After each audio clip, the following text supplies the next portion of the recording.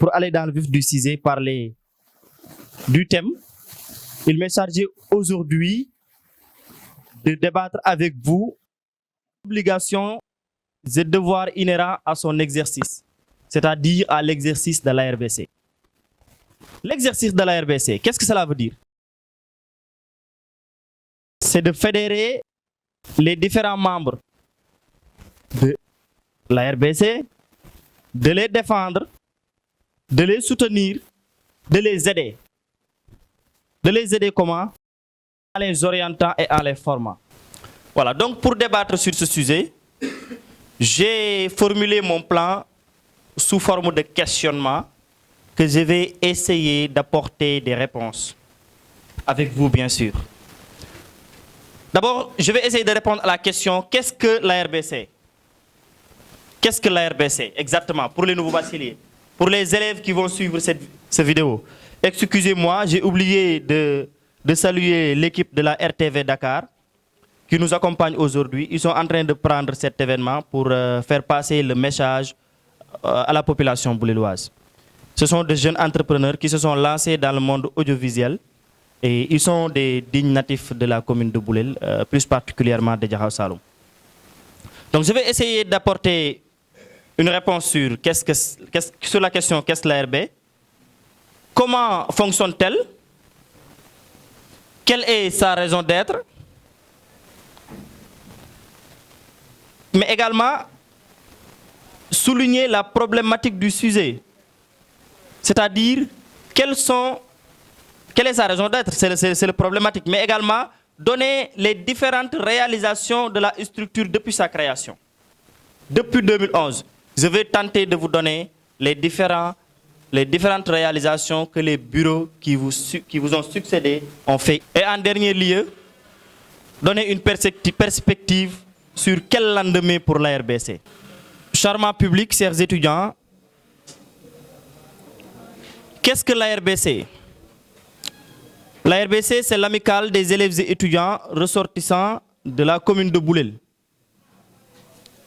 qui est née en 2011 au sein de l'espace universitaire dans une chambre de pavillon, plus précisément du pavillon K, où des anciens, dont je vais essayer de citer quelques noms, du nom de Boursine Koumando Fen, El Hadji Abdou Faye, Boubacar Dramé et autres, ils se sont dit qu'il faut que l'on généralise ça, il faut que l'on invite les autres villages environnants, parce que Boulel n'est pas seulement Boulel-Ville. C'est une commune et il y a les autres, les étudiants des autres villages. Et ils l'ont appelé l'ARB/Che, c'est-à-dire /commune. Quand on parle de ressortissants, l'ARBC, l'amicale des élèves et étudiants ressortissants de la commune de Boulel, le terme ressortissant représente ou bien désigne l'ensemble des étudiants qui sortent du lycée de Boulel. Du lycée de Boulel. Il n'y a pas un autre lycée dans la commune, n'est-ce pas? Voilà, donc, ressortissants du lycée de Boulel, on peut dire ça. Mais n'oublions pas les élèves qui résident à Boulel ou bien qui sont natifs et qui ont obtenu leur bac hors de la commune. C'est-à-dire à Mbaké, à Rissatol, etc., etc. Donc les natifs et les résidents en font partie. Donc si vous lisez les textes de la RBC, vous allez en découvrir plus. Donc c'est sur ces bases-là que ces anciens-là, qui méritent le kilo de l'applaudimétrie, ont créé cette structure. Il faut bien noter que la RBC est une association d'entraide apolitique, j'allais dire politique, mais apolitique, indépendante et à but non lucratif. Elle a une vocation éducative et sociale. Elle a une vocation éducative et sociale. Pas autre. L'éducation et le social. Ou bien la pédagogie et le social. Donc je m'en vais directement à la deuxième question de savoir comment fonctionne la RBC. Également, des textes qui régissent ses membres. Parce que sans loi, le monde serait vraiment chamboulé. Sans loi, Ousmane allait prendre mon téléphone portable. Sans loi, nous ne serions pas là aujourd'hui. Et la RBC a des lois qui régissent ses membres. Durant les années passées, nous avons assisté à à de très belles élections où la démocratie a été acclamée de tous bords. Donc, la RBC fonctionne en recherchant des finances. D'abord, notre première ressource, c'est la subvention. C'est notre première ressource, qui s'est levée à 600 000 francs CFA. Et merci beaucoup à monsieur le maire de la commune de Boulel qui vient de nous annoncer qu'il augmentera ça de 600 000 à 1 million de francs CFA. Donc, les autres moyens pour avoir de l'argent, ce sont les bonnes volontés, les demandes, les soutiens, etc., etc. Et les activités organisées qui sont génératrices de revenus. Maintenant, il est tellement important de saisir la raison d'être de l'amicale. Je pense qu'il y a beaucoup de nouveaux bacheliers qui disent que la RBC n'a pas sa raison d'être, ou bien la RBC n'est pas important. Parce que tout simplement, ils ne connaissent pas l'historique de cette structure. Ils n'ont pas vu peut-être l'amicale. Ils n'ont pas été logés, etc., etc. Il ne faut jamais faire cette erreur-là.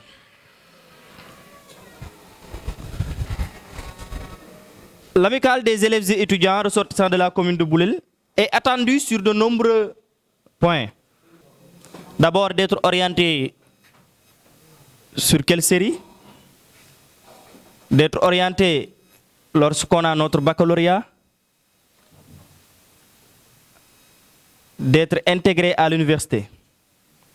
Maintenant, le deuxième point serait de l'intégration. L'intégration, ce n'est pas seulement le fait de faire savoir aux étudiants que la faculté des lettres et sciences humaines, c'est là-bas. La faculté des sciences et techniques, c'est là-bas. Ce n'est pas seulement ça. Mais également, c'est le fait de leur inviter à venir participer dans la structure. C'est ça l'intégration digne de ce nom. Si vous êtes venu à l'université, vous visitez les facultés, vous visitez la BU, mais vous n'avez jamais visité la RBC. Il n'y a pas d'étudiant ici qui n'a pas été dans ces conditions-là, en train de solliciter des logements. Au moment d'attendre ma codification, j'avais fait 15 jours dans l'appartement des étudiants de Boulel qui étaient au niveau de Grand Dakar. Donc le logement est tellement primordial. Et c'est ça, et le logement des étudiants, c'est ça qu'on attend de la structure ou bien du bureau. Mais également, après le logement, les étudiants demandent d'être accompagnés. Parce que l'université, j'ai l'habitude de dire que c'est une mère inconnue. Quand vous êtes venu, on vous loge, on vous intègre et on ne vous accompagne pas, excusez-moi, vous allez vous noyer dans le manque d'informations. Parce que dans chaque faculté, il y a ses réalités. Sinon, vous allez passer 1 ou 2 semestres en rattrapage pour manque d'informations. Et en particulier, l'objectif de l'amicale, ou bien sa raison d'être, c'est le développement de la commune de Boulel. Qui aide les étudiants, aide la commune. Qui accompagne l'étudiant, fait émerger la commune. Parce que ce sont les élites intellectuelles de notre terroir. Donc voilà les objectifs de la RBC, de savoir l'orientation de ces étudiants et élèves, l'intégration des étudiants dans le milieu universitaire. Mais notez bien que ce n'est pas seulement l'UCAD, c'est l'ensemble des universités du Sénégal et instituts. Pour le moment, l'amicale n'a pas suffisamment de moyens pour accompagner les étudiants de toutes ces universités-là. Mais ils en font partie parce qu'on a dit ressortissants de la commune de Boulel tout court. Des investissements humains comme des set-setals, des dons de sang, des journées sportives et culturelles pour participer à l'émergence de la commune. Voilà les objectifs en grosso modo. Maintenant,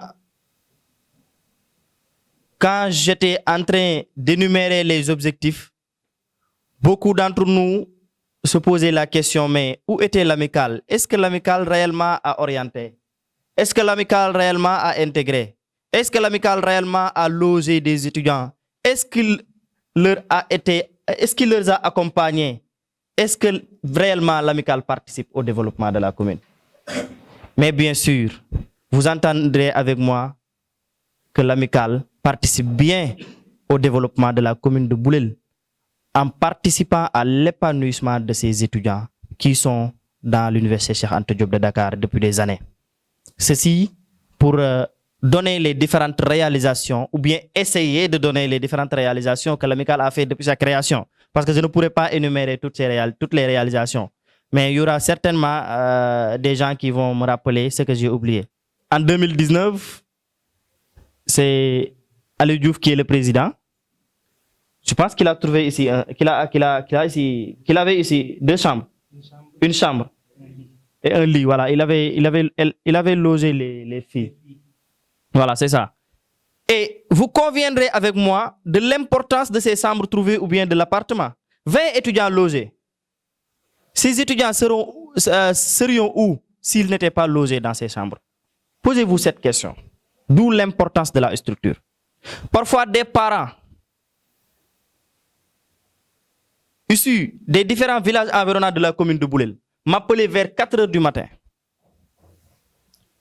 pour me dire que voilà, j'ai envoyé mon fils à Dakar. Il a emprunté le bus Saloum Voyage. Il va atterrir vers 6 heures. Non, Astafurlah, le bus à Kaffrine. Parfois, il me disait le matin qu'il a emprunté le bus Saloum Voyage et il va atterrir à Parcelles. Il était parfois de notre charge d'aller leur chercher à Parcelles pour les amener à l'université. Parce qu'ils n'avaient nulle part ailleurs où aller au sein de Dakar. Ils n'avaient pas de tuteur, de famille d'accueil. On les accompagnait jusqu'à l'université où nous trouvions parfois des chambres pour leur loger ou bien les appartements qu'on avait à l'époque. Qui ne suffisaient pas, d'accord. Mais quand même, c'était le minimum que l'amicale pouvait faire avec ses maigres moyens. Donc voilà ce que je voulais dire sur les différentes réalisations que l'amicale a fait durant les années. Vous aurez la parole pour poser des questions ou bien pour apporter pour faire des suggestions par rapport à ce que j'ai oublié, par rapport aux réalisations. Maintenant, je vais donner la parole au modérateur, M. Ousmane Dour, afin qu'il puisse donner aux invités et parrains pour leurs allocutions. Et je vais continuer pour le reste du programme, de répondre la question pourquoi devons-nous pérenniser notre structure et quel lendemain pour la RBC. Il est 19h08, donc nous allons donner la parole au représentant du maire, Maudo ou bien M. Kassé. Aujourd'hui, je suis venu ici en tant que représentant du maire de la commune de Boulel. Et avant tout, d'abord, je vais me présenter. Je m'appelle Mauro Fall. Je suis étudiant en Master 1 à la faculté de médecine, de pharmacie et de odontologie stomatologie. Comme vous le voyez, aujourd'hui, je suis venu pour représenter M. Cheikh Fall, qui est mon père, et en même temps qui est le maire de la commune de Boulel actuellement. M. Cheikh Fall a vraiment voulu venir, mais par une contrainte, il n'a pas pu venir. Il m'a donné de l'argent que je dois remettre à l'amicale. Sur ce, il m'a dit trois choses. Il a voulu remercier l'amicale de la reconnaissance qu'elle a envers lui. Et désolé, je ne vais pas continuer. Désolé.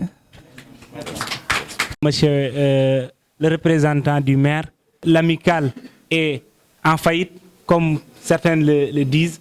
Donc c'est en ce moment-là donc que nous devons se poser cette question.